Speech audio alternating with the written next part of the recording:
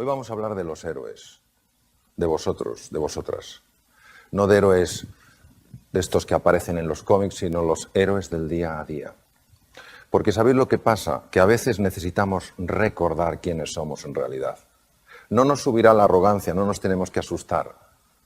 La heroicidad de la que estamos hablando lo que llama es a la admiración, no solo por uno en su esencia, sino por los demás. Necesitamos hablar de una cosa, de una palabra, que está asociada a un montón de connotaciones negativas, por falta tremenda de conocimiento en Honduras de lo que significa. Esta palabra es el estrés. Porque cuando una persona se encuentra frente a un obstáculo formidable, o una persona se encuentra en una situación donde se ve rodeada por personas llenas de languidez, de tristeza, de desesperanza, el estrés hace su aparición. Si destruyéramos los mecanismos del estrés, no sobreviviríamos probablemente más de 1 o 2 semanas. Luego, lo que se trata es de entender qué son los mecanismos del estrés y qué relación tienen con la heroicidad en el día a día. Y eso es lo que vamos a hacer, un viaje juntos de descubrimiento. Luego, cuando alguien nos pregunte qué es el estrés, en lugar de caer en la connotación negativa, el estrés es algo horrible, el estrés es un proceso que tiene 2 mecanismos.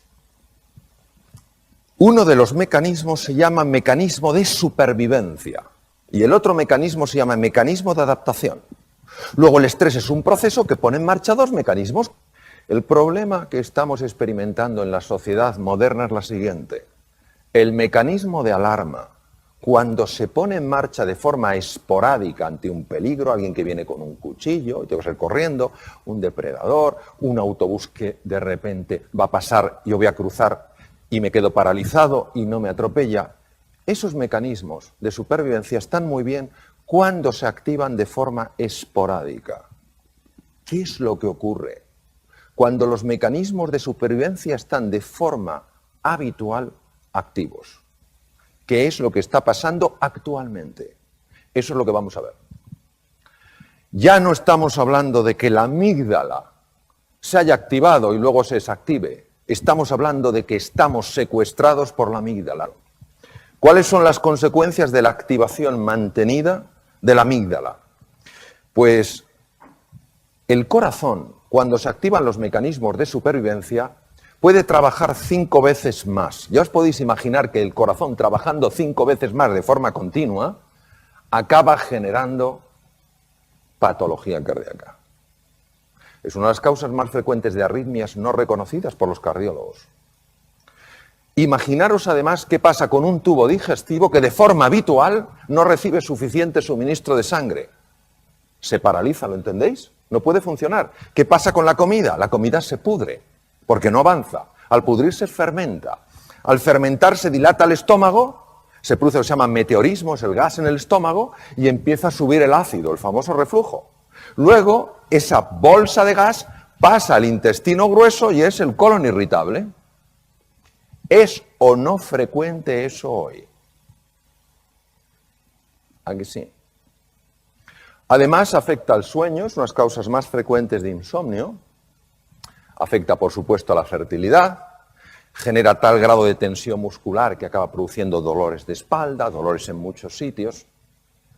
También altera el sistema de defensa del cuerpo, porque en un mecanismo de supervivencia, el organismo, el cerebro, entiende que lo que nos protege frente a bacterias, virus y tumores no es esencial. Por eso se funciona mucho peor a la hora de defenderse frente a una gripe, un catarro, etcétera, etcétera. Tener activado de forma habitual el mecanismo de supervivencia no solamente genera todos estos problemas incómodos del tubo digestivo, no solamente nos acatarramos con más frecuencia, cogemos gripes con más facilidad, dormimos menos, etcétera, etcétera, sino que también tiene la capacidad de afectar a la genética. Afortunadamente tenemos también otros mecanismos de adaptación. Los mecanismos de adaptación son muy interesantes. ¿Por qué?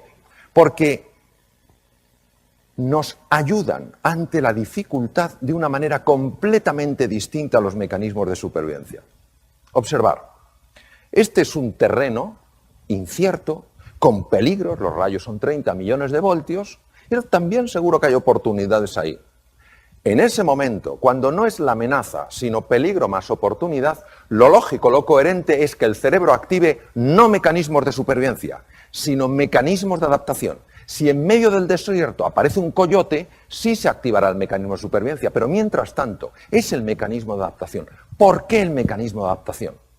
Porque el mecanismo de supervivencia solo nos permite atacar, quedarnos bloqueados o huir.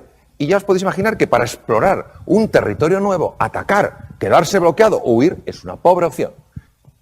Son los mecanismos naturales del ser humano. Nosotros hemos progresado a lo largo de la evolución desde hace 2,5 millones de años porque los mecanismos que hemos puesto en marcha fundamentalmente son de adaptación.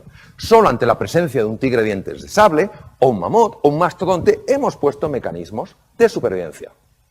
¿Por qué son tan interesantes los mecanismos de adaptación? Por lo siguiente.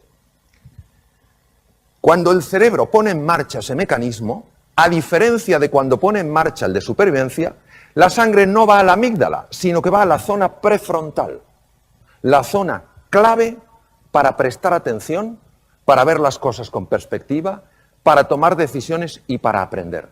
Además, da una orden para que células madre situadas en las cavidades cerebrales empiecen a convertirse en neuronas, y esto se ha probado en adulto. Por eso el mecanismo de supervivencia es el que nos ha permitido aprender cómo entender ciertos patrones en entornos nuevos. Activa la creatividad, la capacidad de atención, la perspectiva, la memoria. ¿Por qué el ser humano moderno tiene de forma habitual, y esto es una cosa súper constatada desde el punto de vista médico, ¿por qué tiene activado de forma habitual sus mecanismos de supervivencia? Si no le ayudan a adaptarse y encima le generan desgaste incluso a nivel celular. Eso es lo que tenemos que resolver. Generamos interpretaciones de amenazas que son creaciones mentales y respondemos como si fueran peligros y amenazas físicas. Ahora, ¿por qué ponemos en marcha estos mecanismos en lugar de mecanismos de adaptación? Entendemos que el cerebro se equivoca, como se equivoca con el tablero. ¿Pero qué hace que se equivoque? ¿Cuál es la causa? La clave es múltiple. Vamos a analizar los elementos más importantes. El primero es el manejo de la atención. ¿Dónde pongo yo mi atención? ¿Dónde me estoy enfocando? ¿Por qué? Porque donde llevéis vuestra atención será siempre más real para vosotros. Muy importante, la atención es selectiva. Vemos donde miramos. La realidad es muy amplia, pero si solo estamos mirando a un sitio, no veremos lo otro. Mucho cuidado con la toxicidad ambiental. Hay personas que son extraordinarias y a su vez son como agujeros negros. Te chupan la energía. Ves a otra persona igual y dice, ¿tú también has estado con él? Sí. Una cosa es la persona que está pasando por un mal momento o por muchos malos momentos y otra la persona que es fundamentalmente negativa. ¿Entendéis la diferencia, verdad? Mi consejo es distancia, porque os afectará sin que os deis cuenta por vía inconsciente. No penséis que vale decir, no, yo sé perfectamente lo que de esta persona me voy a quedar o no voy a quedar. No es así. Por vía inconsciente está entrando y está afectando a cómo percibo el mundo. Luego, ser vosotros y vosotras los dueños de vuestra atención. Poner vuestra atención donde entendáis que sea inteligente y apartaros de cualquier sitio que por llevaros a ese entorno pone en marcha automáticamente mecanismos de supervivencia.